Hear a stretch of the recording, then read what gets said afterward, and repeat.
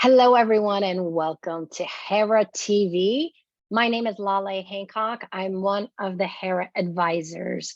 And today I have the great pleasure of having Dr. Pauline Crawford here with me. And we're going to be talking about her magical book called The Power of Authentic Harmony.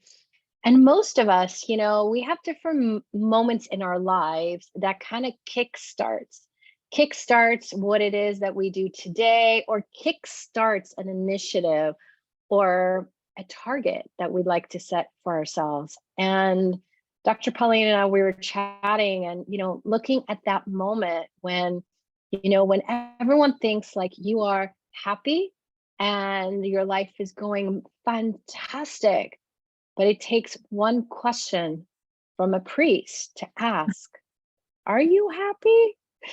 And Dr. Pauline, do you want to take it from there? I will do, and thank you, Laleh, for inviting me and bringing that question back into my life. It was a very, very pivotal moment. I'd been brought up a Catholic in a very happy family, very traditional family, not family where you don't get divorced, you get married and you have kids. And I mean in a very loving way. And I was very content with that for a long time. I was with my first husband from 18. We met at university and I was in my 40s. But I was having a challenge with my life because I felt disembodied from my original, because I'd actually become a businesswoman and I was enjoying being out in business, doing that. And I confess that I hadn't been to confession for about 25 years. And there was a particularly good priest that I enjoyed his sermons. I thought he was very insightful. And so I decided I would risk going back to confession. And so the first confession was, I haven't been to confession for 25 years. But he just looked at me and he said, so are you happy? And I remember sort of saying, oh, yes, yeah. And then he said, are you happy?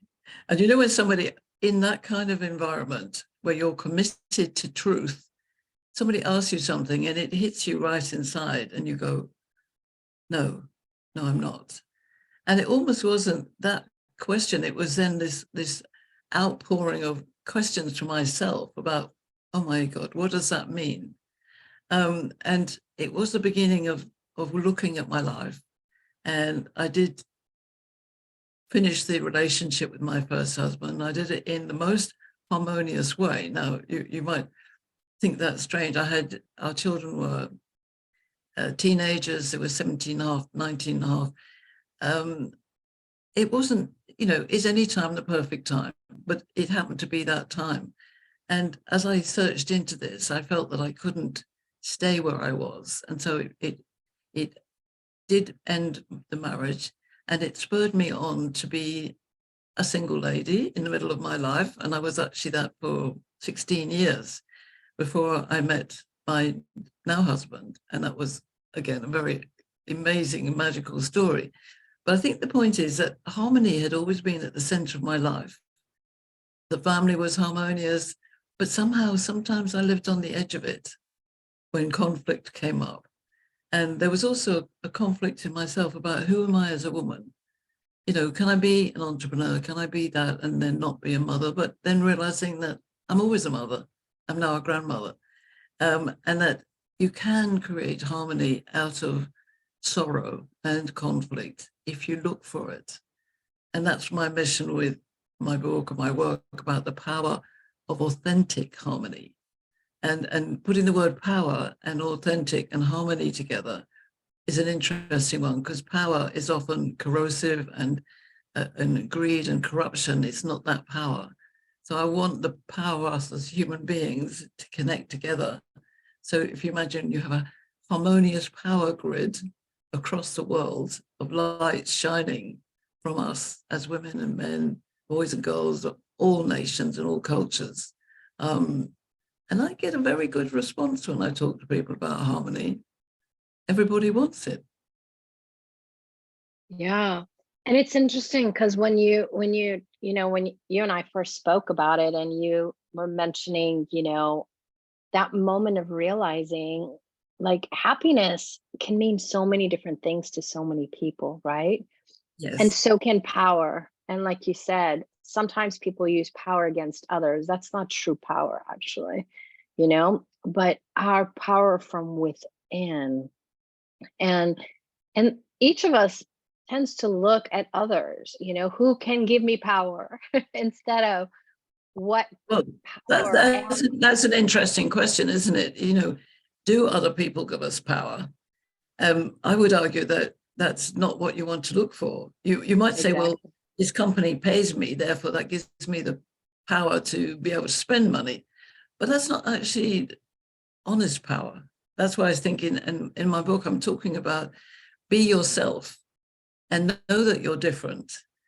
So actually, I risk the wrath of maybe everybody in the world who wants gender equality, and I say goodbye to equality, hello harmony, and that's not ignoring equality. We've done a lot to get equality, but actually equality was never, to be honest, on men's agenda, which is why I think we should stop fighting for equality and really know that as women and wise men, because there are a lot of wise men and women, and there are unwise women, but as wisdom comes to us to seek harmony, it has to come from our heart and maybe our soul and our spirit as well. But, if only you looked at heart-centered leadership and know that that comes first, not second or third or fourth, then everything else comes to us. And I have to say, if I talk to men about equality, sometimes they're a little bit, oh, that old thing again. But if you talk to them about harmony, they go, oh yeah, okay, because it has an appeal. But the one thing is true, like all questions, it means a different thing to all of us. Yeah. And it's interesting because one of the things that you talk about in your book is being you, like starting to discover yourself and who you are and bring more of that into your life. I think years ago, I'm now a Being You certified facilitator. Actually, I go around the world facilitating programs about this. But if you would have asked me like 12 years ago, hey, what is it to be you? I would have defined it as the different boxes of my life. Okay, I'm an executive at this firm, or I Yes. have my own company. I'm a mom to two beautiful twins. I am a wife. Like, my being me was these compartmentalized sides of me instead of that oneness of me. That's everything. Includes a mom, Absolutely. includes being a wife, includes being a sister or a daughter, but it also includes having fun. It's like all these Yes. other things that we tend to not even think about. So do you have maybe one or two tools from, the authentic you, that you had mentioned earlier, of like how people can start this journey of discovering what it is to be them? Just to be you, to be the best you. And I'll just give you an adage: best, BEST, is be extraordinary starting today. The only person you have to take ownership of and responsibility for is yourself. So it's not what other people say. It's all about you.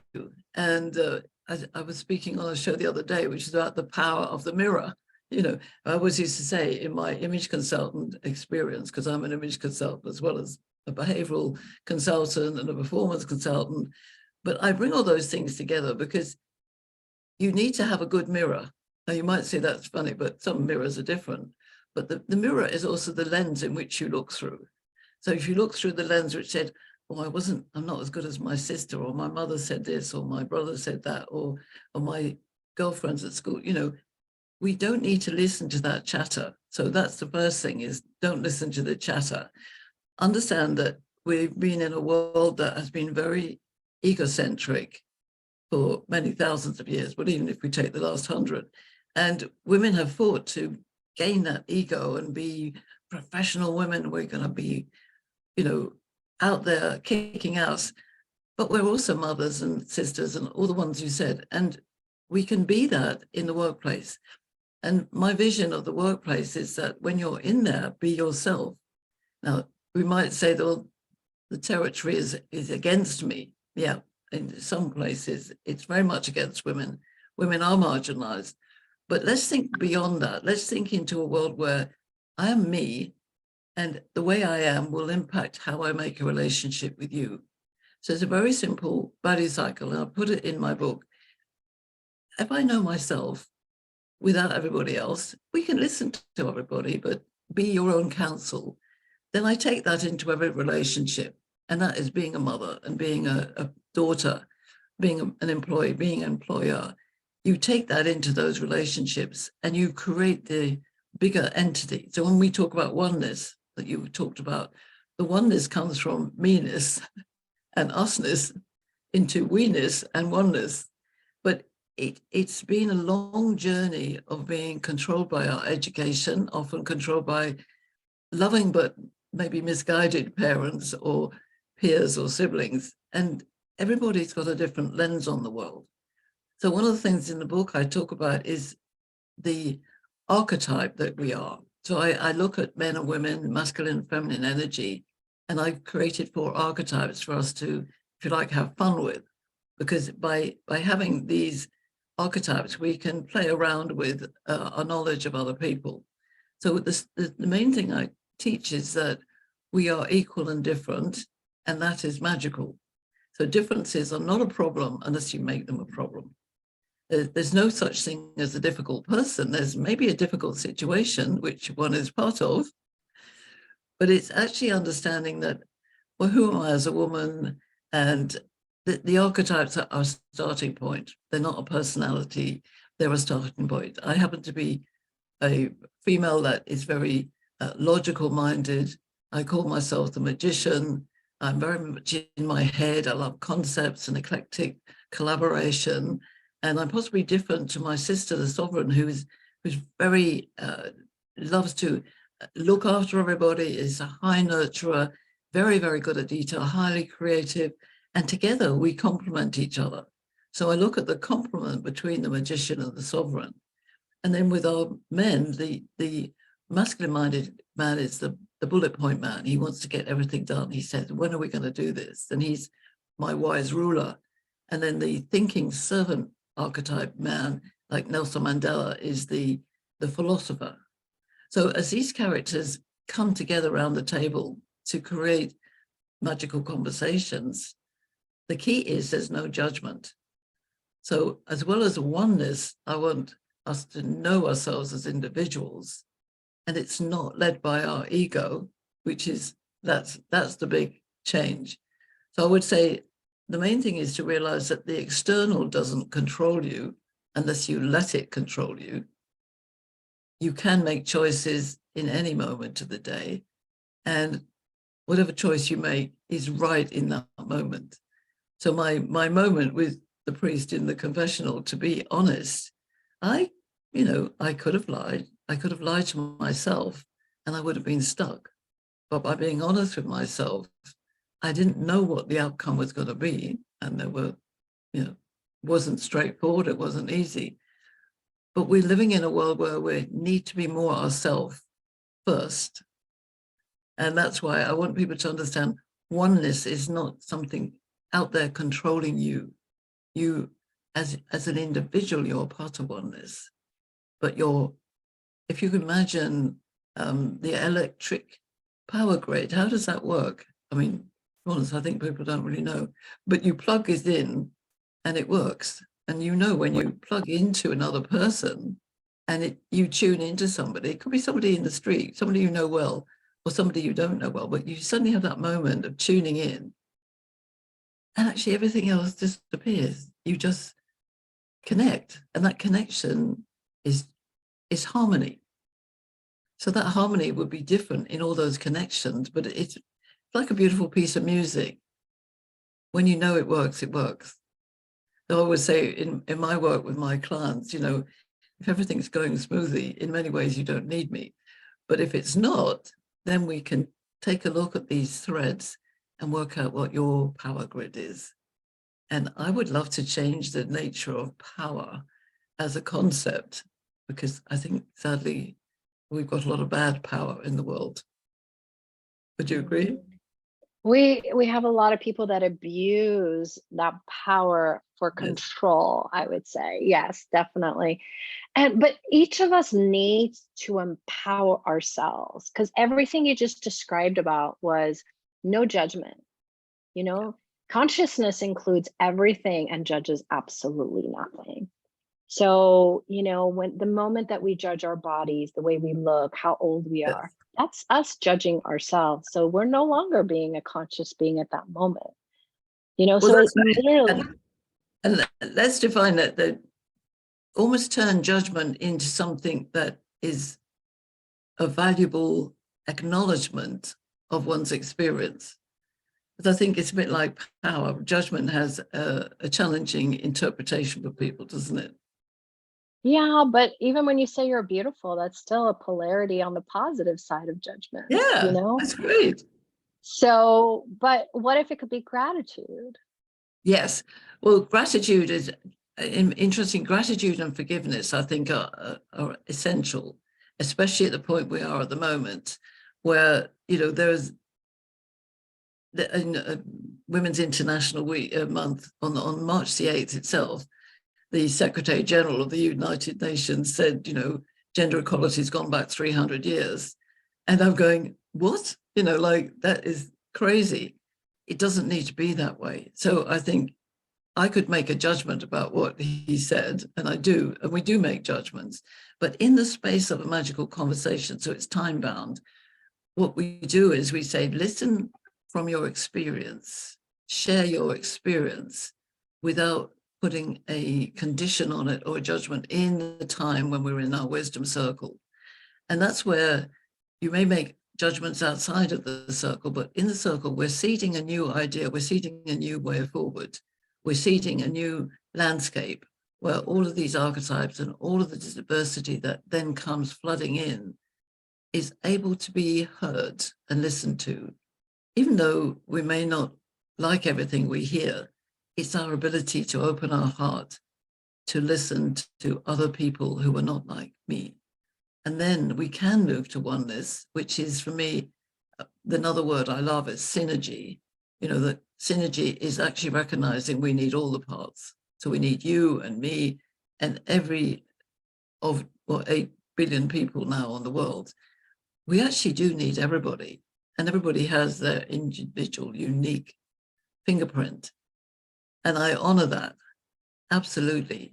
And I think one of the biggest things for me in seeking a world of authentic harmony is taking joint custody of the world, and that's everybody.